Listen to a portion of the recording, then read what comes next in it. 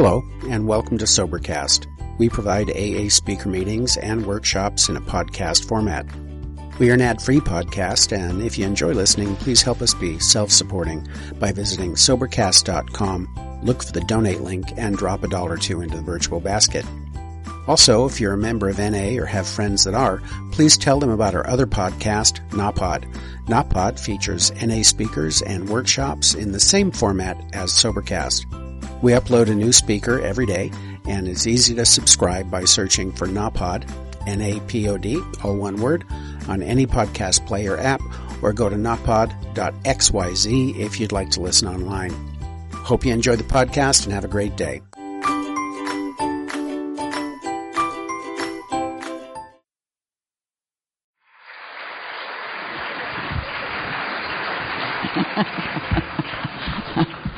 Hi, everybody. To those of you who asked me if I were going to be on this panel, and I said no, I wasn't lying. I didn't know it. But like everything else, I never said no. Like Donald just said, I never said no to a drink, so I better never say no to AA. You know, I've always insisted on wanting somebody sober longer than I at the meetings I attend, but this is ridiculous. Gee. I'm the newest kid on the block here. That's pretty neat.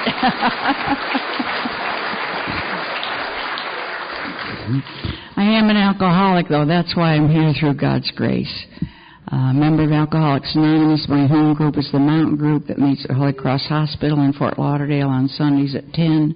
And my name is Tommy. Hi. I do have to give Cheshire, Connecticut credit for my first 13 years in the fellowship, though, because I didn't move here to Florida until 1974. How do you express all of your gratitude within a 10-minute period? I think it's important that the only way I can do it is to thank you who are here, because it is through people that the vehicle of the grace of God comes. I always say that I am here through God's grace and cookie sheets, because that last day that I had my drink on Valentine's Day, I took that drink because my husband didn't send me Valentines. Well, I was 5 days off my last drink, so you'd have thought, you know, I took off my watch and I never even looked at the time. I've got 10 minutes. Okay. So I was 5 days off my last drunk, and that was a long time to have not had a drink. So I drank at him because he gave me cookie sheets, and I didn't think that was very romantic. The only other deliberate drunk I ever had was just at the end of my drinking, in that paranoia-like stage of drinking, you know, where you're so afraid of everything. And my then-husband bought a hearse. And you know what I thought he was going to do with it? He gave me this story. He said, we had 5 children at the time, and we had a station wagon. And he said a hearse is 2 feet longer than a station wagon, so that give the children room to grow. And he said, besides, if we're out camping some night and we can't find a place to park in a campground, we'll park along the side of the road. He said, in a hearse, nobody's going to bother us, you know. Well, I was sharing this story one night, and it occurred to me, what if somebody looked in the hearse's window, we all started moving? Well, the next day, he drove the hearse to work. And this was our only car, a family car, I want you to know. And his uncle, with whom he was in business, thought it was a little inappropriate for a doctor to be making house calls in a hearse.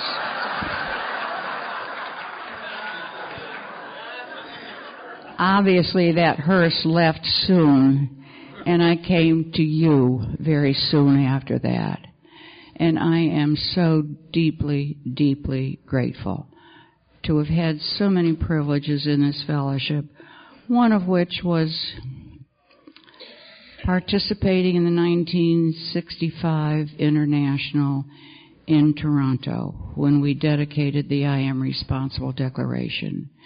And we had the privilege of being part of that ceremony on stage in Toronto.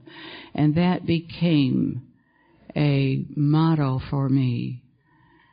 That was written by Al Steckman, who was the third... Oh, I thought he was waving at me. Talk about self-centeredness. It was written by Al Steckman, who was the third editor of The Grapevine and one of the first 100 members in Alcoholics Anonymous.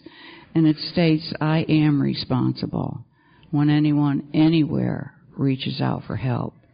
I want the hand of AA to always be there, and for that I am responsible. And that's really why I said yes today, when just a few minutes ago when Gwen asked me if I would come up. I am trying to be responsible. You were there when I needed you, and I want to be there when someone else needs us. Thank you so much.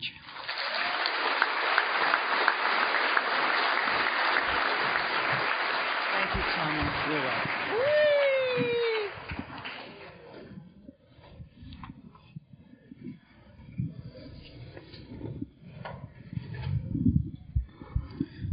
Our next speaker is I have the pleasure of sharing my home group with. And when I heard that she was on the panel today, it just put my whole life at ease. I'd like you to welcome Lois. Her sobriety date is March 8th, 1960.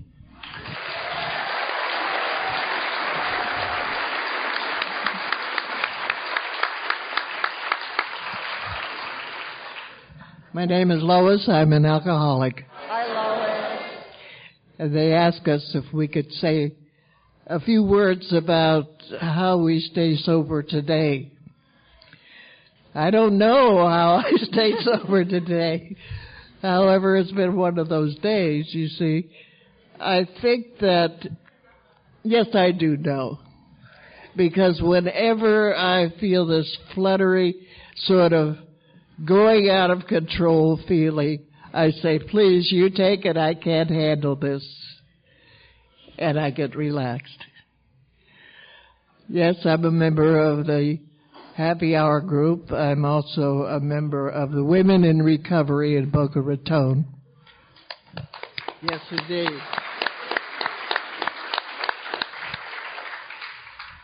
Both meetings are very important to me at this time.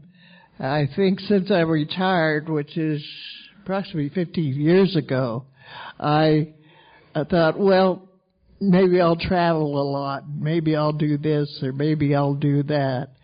However, my urge to travel has left since the airlines have all crapped out. And I don't enjoy driving in Florida. I don't know why. So that I am got a nice, comfortable place in Boca, and I feel very at home there. And within this 15 years, there started some problems, physical problems, that have enabled me not to have the freedom I thought I would have in retirement. Neuropathy, things like osteoporosis, and things like this, which I have a multitude of doctors that I go to, one for each part. And a lot of them never seem to do anything. They ask a lot of questions, they take a lot of notes, they prescribe whatever, and that's it. So that it becomes a bit boring for me, having gone through alcoholism in the 50s, where somewhat the same thing was going on. It's an old story to me, that they don't really care too much about patients. And that's how they treated us in the 60s if we showed up in an emergency room. You're an alcoholic? No, go someplace else. We don't have beds for you. We only have beds for sick people. So that today is not a new story for me in my life. So I have to take care of it myself. And with God's blessing, I have Alcoholics Anonymous. And I bought myself a little Beetle, and I just chug my way back and forth to these meetings, and I have a good time. And the amazing thing to me is the respect that I get for the long-term sobriety I have.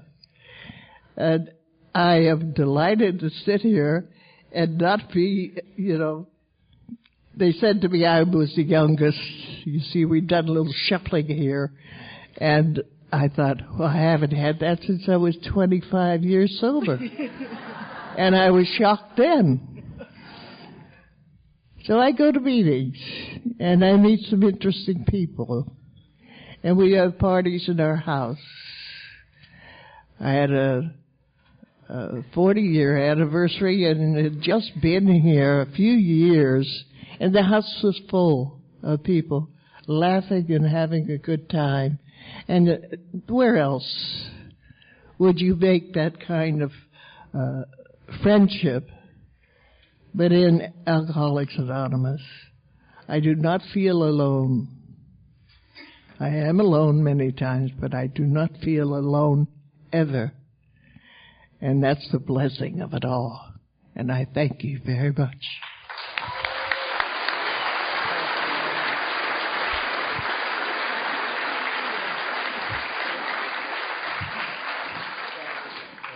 Thank you very much, Lois. Next to it, on our panel is Diana. Diana's date is October 31st, 1958.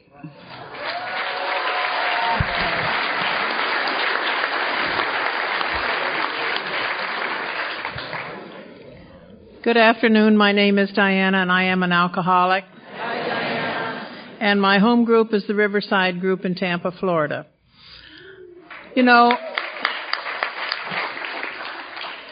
This is good for me because I reflect back to how I felt when I first came to the Fellowship of Alcoholics Anonymous. That horrible, down, defeated thing that I had going on inside of me, not worth much of anything, and being one that attempted suicide several times, I didn't have much self-worth left. And so I reflect back on that because I'm always remembering that, and I think it's important in my sobriety. I have also been very active. As soon as they allowed me to, I started washing cups. And I feel real bad for you people that don't have that chore to start with. We didn't have styrofoam cups at the time I came into the fellowship. And also, you might find this very hard to believe, but I was one of the youngest. And as one of our previous speakers talked about how they were young when they came in, well, at least he was a man. I was a woman. The only woman that usually was around. I think there were about 6 other women in Anchorage. I came into Alaska in Anchorage, Alaska. I came into the fellowship in Anchorage, Alaska, and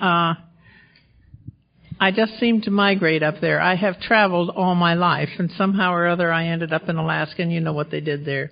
They drank. I fitted. But anyway, I have had some sort of service job ever since I've been in the fellowship.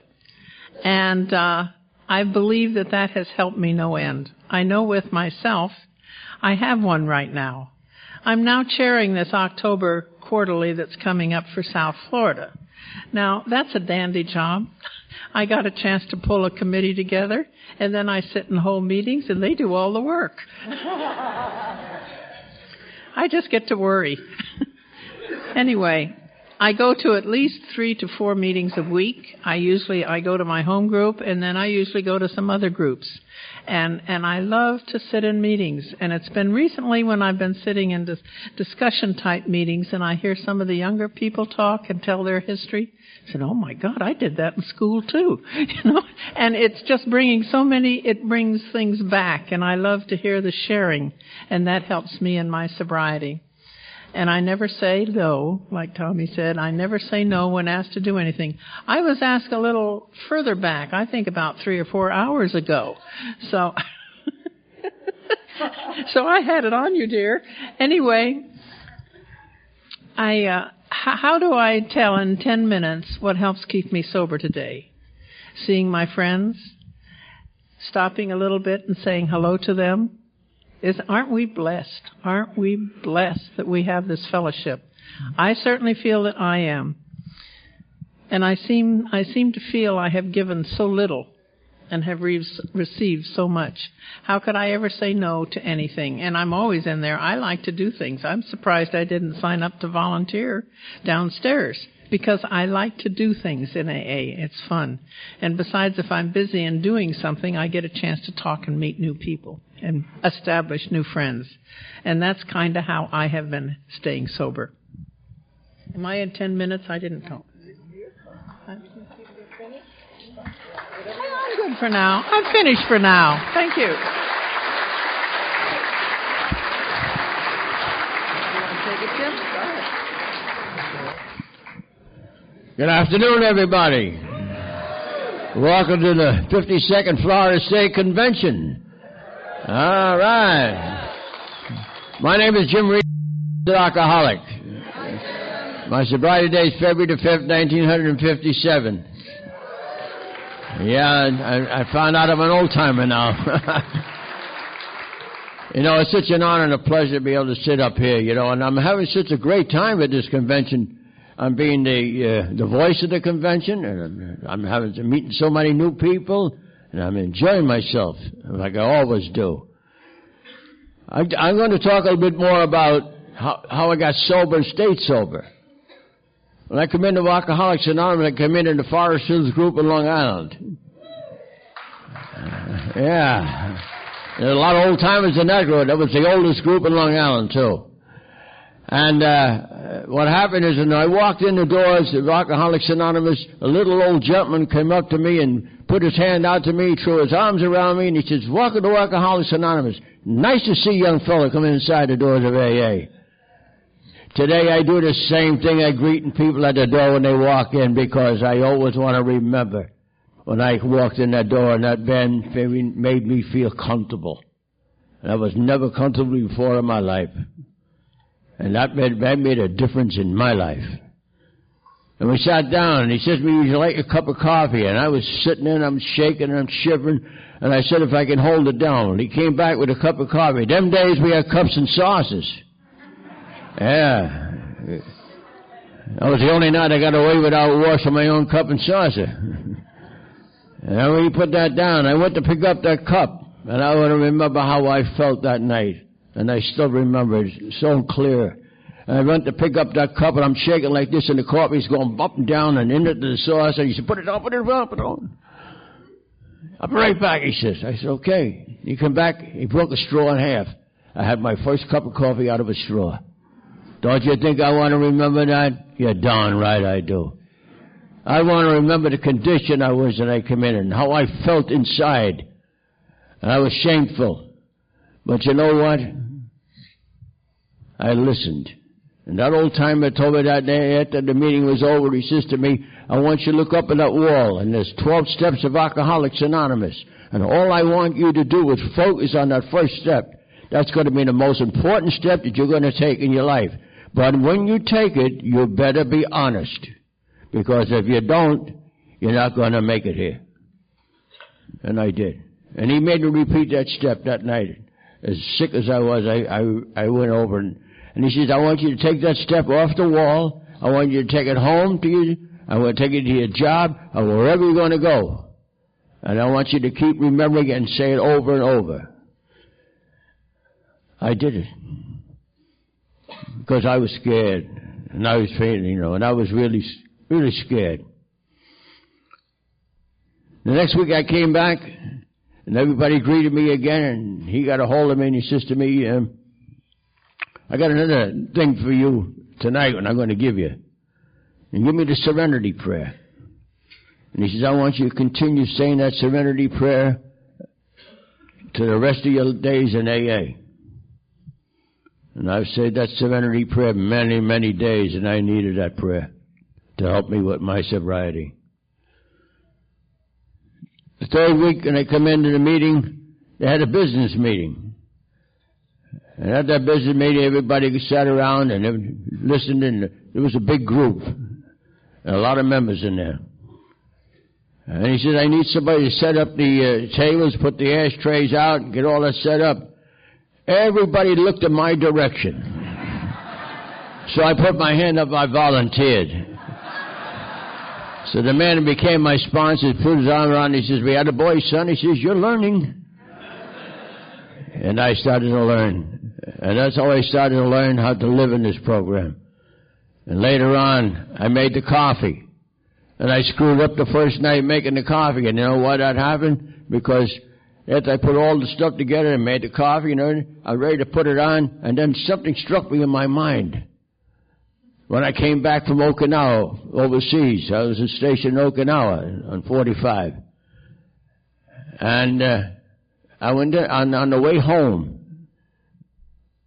I went down in the galley, and I seen this guy making the big urns of coffee.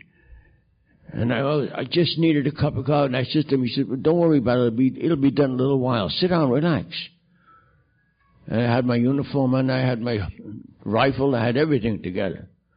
And I sat down, but the thing I seen him doing when he was doing it, he took the salt box and he was going like this into the new. And I remembered that. So after I put all the coffee together, I turned around and I looked for his salt box, and the first closet I opened up there, it was right in front of me. I took it up and I started going like this, the 3 pots. The first man to come in to have the coffee that night was the crankiest old guy that you ever want to meet. And he tasted that coffee and said, who the hell made it there? Oh, I mean, one of the old timers said, shithead over there in the corner. That's what they named me at the while. I often think about that. But later on, I started to grow in the program. And I started to do things beyond my fondest dreams. And the biggest thing that ever happened to me, and I think my sponsor, I think I had about 9 months sober, and my sponsor said, I got a little job in the afternoon for you after you finish work. He took me down to the intergroup office to answer phones. And one day I'm answering this phone, and I'm sitting there, and this gentleman walked in, and everybody's making a big fuss over him, and I said, I wonder who that guy is. So after he went inside, he passed by my desk. And he tapped me on the shoulder. He says, nice to see you, young fella. He says, keep up the good work and pass it on. And walked away. So for a few minutes after everybody went in, he went inside of the office, I guess to talk to the coordinator, whatever it may be. And I said to the woman behind me, I said, excuse me. I said, but who is that gentleman just walked there? She said, that's Bill W. I said, who the hell is Bill W.? I didn't know. Well, I'm new in the program. I didn't know. But, that was the things that I always want to remember in my days when I came in. That I had the pleasure and the honors to meet him. And later on, I went to one of his conventions, and it was nice. I started growing the program. I got active. And started doing things. I went in the group of it, and I started getting involved in the group. And I'd done that for a long time. And then when I moved out of... I was 7 years sober, and I moved out of New York, and I went over to New Jersey, and I did the same thing over there, got active, stayed active. We have what you call a speaker exchange. I did that too, where you go and you book up meetings for one group for the other. You book up to come into your group to speak, and then they book you to come into their group. And that was fun. And I remember riding with the Oldtimers, and it used to get in maybe 2 or 3 cars loads at times. And they always said one guy would get in first, and they'd always put me in the middle. And the other guy get in, so I couldn't go anyplace. Well, I wasn't going anyplace anyhow. And then they started telling me their stories of what it was like and what happened to them. And they did that for a long time. And after the meeting was over, you come back to go out, and you're back in the car. Oh, you can't go. You got to go in the second car now. That means you had to start all over again on the way back. But I learned so much from them. And they told me to grow slow, son. You had the rest of your life here. First things first. And they got me into the slogans before I got into the steps. And these slogans, each one of those had a meaning. And I had to tell them what that meaning was for me. And then they would, some of them weren't easy. And some were a little softer. And even the tough ones, I loved them just the same. Because I was an orphan. I never had no parents. And all of a sudden I discovered I had fathers and brothers and sisters. I had everybody. Because people like you sit in these rooms gave me the opportunity to grow in this program. And I'm still growing slow. And I'm still having fun. And in this convention, they gave me the beautiful job of being the voice for your convention. And it's great. And I'm having so much fun. You know, one of the things I always close with, you know, is when you stay active. And one of the most important things that the community told me right away, you have to have your sponsor, you get a home group, and you get involved in that group. You don't come into AA and sit down and after the meetings, you walk out and go somewhere else. You join the home group as soon as possible, because that's the way they get to know you and you get to know them. And they get your phone number. Now, one of the most important things when I was in the beginning, telephone therapy. And boy, I had a call. I remember the second day I was after I come into that meeting, I was supposed to call somebody. It took me a half hour to get a number because I'm shaking. I'm going like this. And them days you had to dial. You didn't have the buttons you have today. You had to, and I must have a half hour before I finally got a hold of somebody. But you know, that taught me a lesson. That I had to have that telephone therapy. And you know, you got to reach out. When you come into AA, reach out. Say hello to people. And one of the most important things I tell people is when they have a home group, always have a greeter at the door. Because you never know. When that person come in, maybe his first meeting or her first meeting, you want that person to feel comfortable when they come in. Because I've seen in so many groups and people come in there new and after the meeting they snuck out the door. And they never had a chance.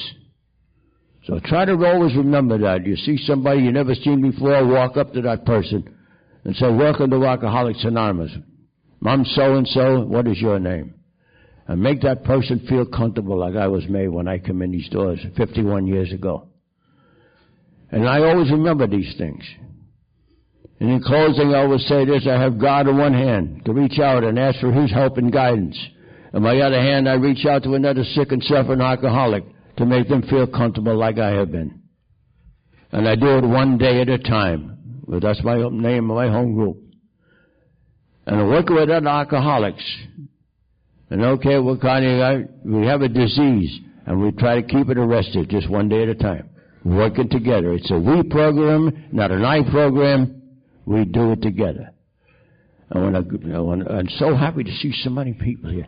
I want to say thank you and God bless you all. I'll see you all tonight.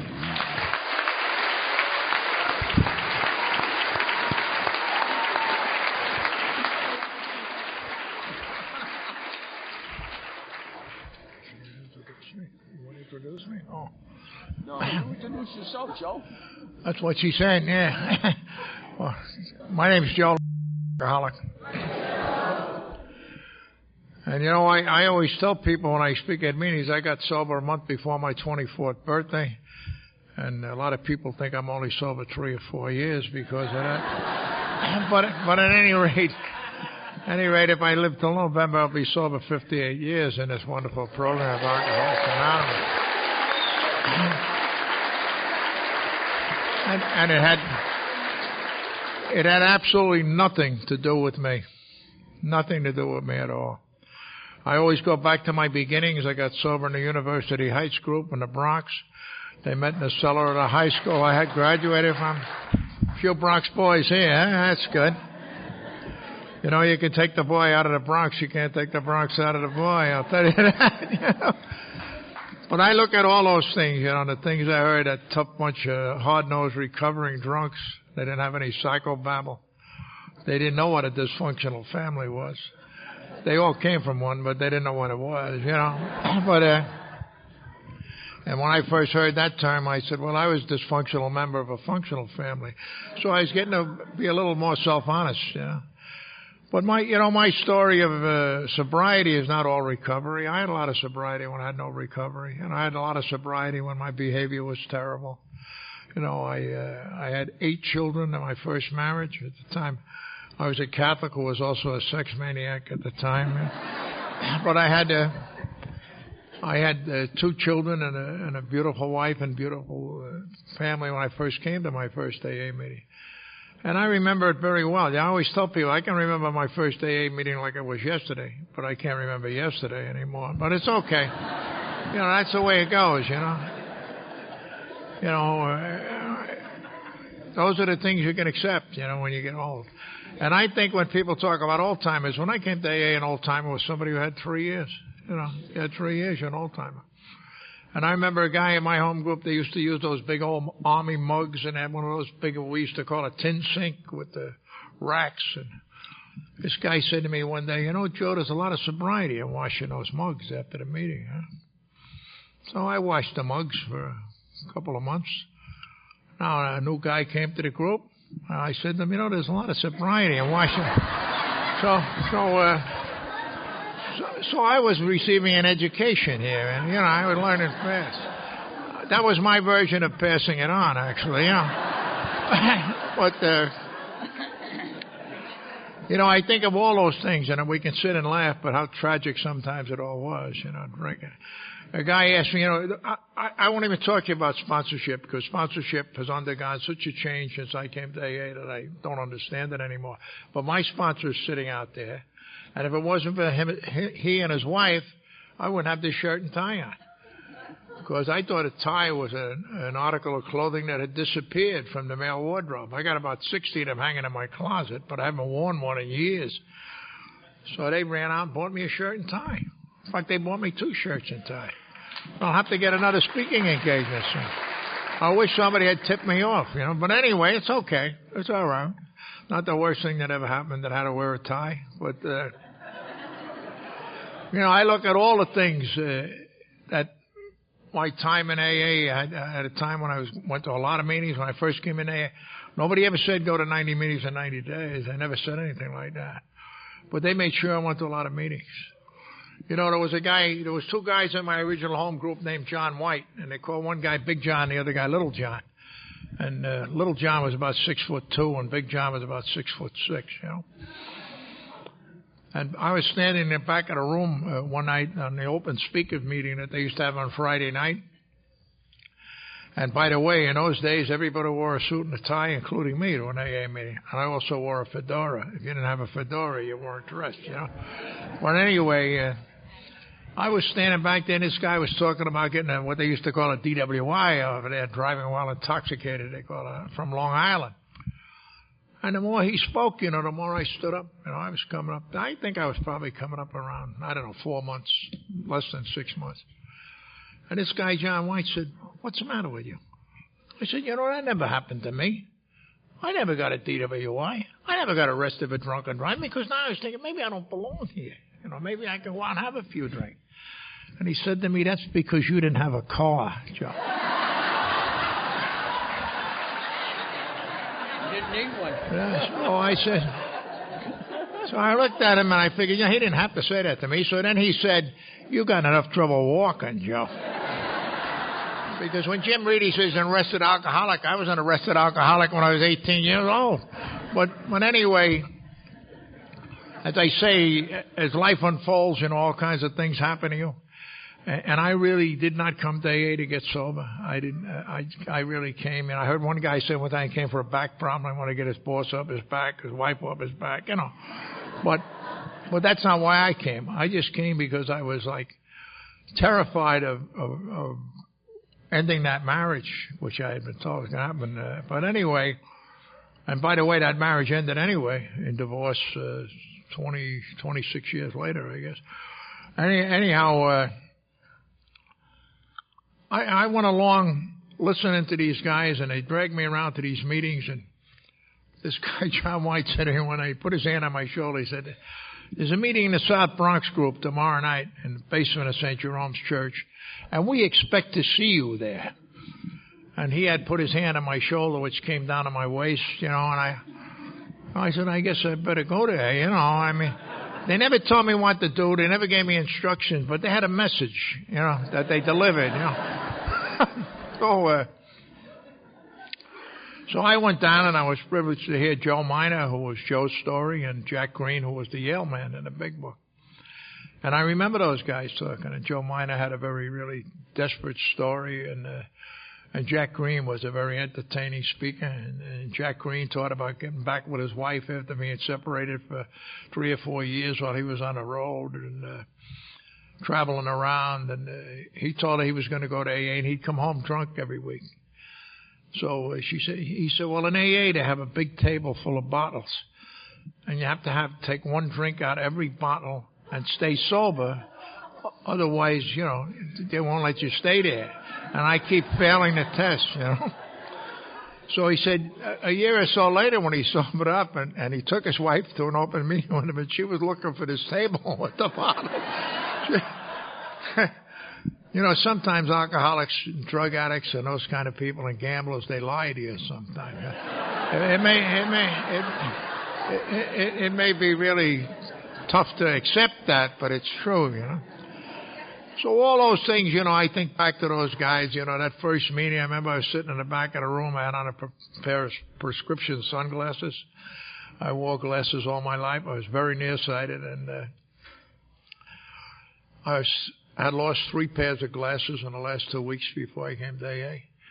And I was standing there with these sunglasses on. I had on an Army field jacket and a T-shirt in November, and everybody else had on suits and ties. And I was listening to this guy talk, an old guy. He was about 46.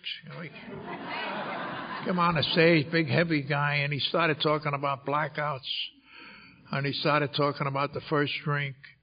And my father-in-law, who was a member of that group at the time, was sitting in the car. I kept looking at him because I figured he told this guy about me.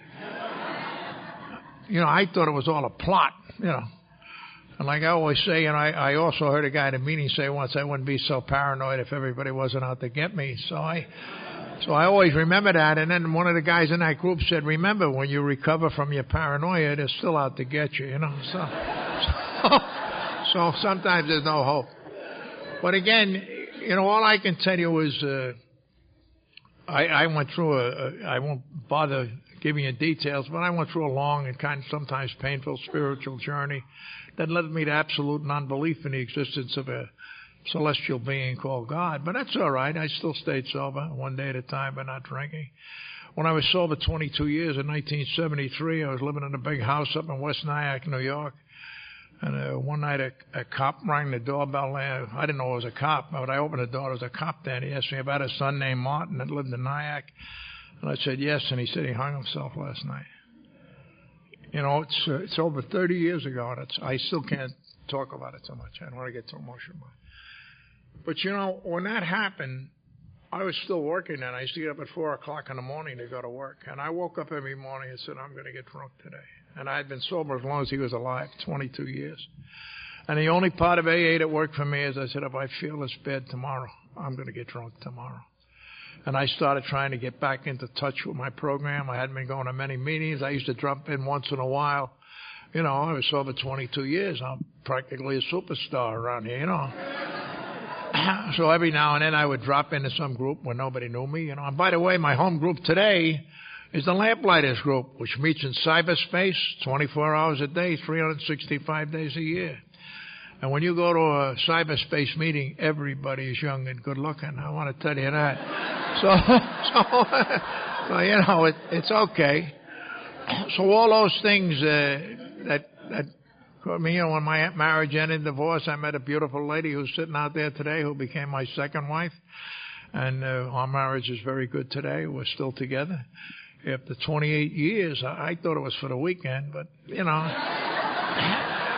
that's the way those things get you, I don't know. So anyhow, all of those things, and shortly after we were married in 1980, my 16-year-old son was electrocuted, and I didn't think it was fair that happened twice, And a woman said to me one night at a closed meeting in West Nyack, New York, life isn't a basketball game. You don't get a free throw when you get fouled in life. You got to get up, get back in the game. And I wanted to punch her in the jaw, but I thanked her for saying that to me about a month later. So one day at a time, I have a great life today, a life beyond my wildest expectations. I was a bus driver when I came to AA. And that was another thing in my life. What a crazy life I have. I got a temporary job, they told me, for the summer in 1947 with the 3rd Avenue Railway, a transportation company. And 35 years later, I was asking my boss, "You think I can stop looking around now?" You know. But anyhow, it worked out well for me. The MTA came into being. They took over the whole thing. They started giving everybody all kinds of money, and I was retiring, a lot of politics going on. I said, "No, I don't want to be a superintendent." I thought a superintendent was the guy who lived in the basement in the apartment house, but they were giving him, it was a big title for them. So I retired in 1988 and moved to Florida. Although one guy told me at work, he says, people don't move to Fort Lauderdale, they escape to Fort Lauderdale, because he said that's the destination for all the guys who run scams and everything in New York. Let's go to Fort Lauderdale. But anyway, I did very well with that job. I have a lot of gratitude for that job because I have a pretty good pension. I've traveled all over the world. We've been to Europe 6 or 7 times. I've been to a lot of meetings in London, and I think my 10 minutes is up. But I'll tell you one story. The first time we went to London in 1982, we went to go to a meeting in a place called Shepherd's Bush in a Catholic church. It was kind of dark. There was 4 or 5 teenagers standing there. And I said to one of the kids, "How do you get into this place?" And he said to me, "I say, you speak like a gangster in the cinema."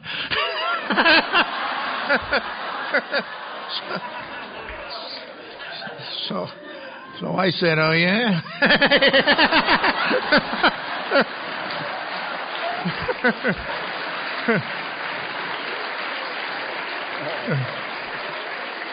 Thanks for letting me share with you.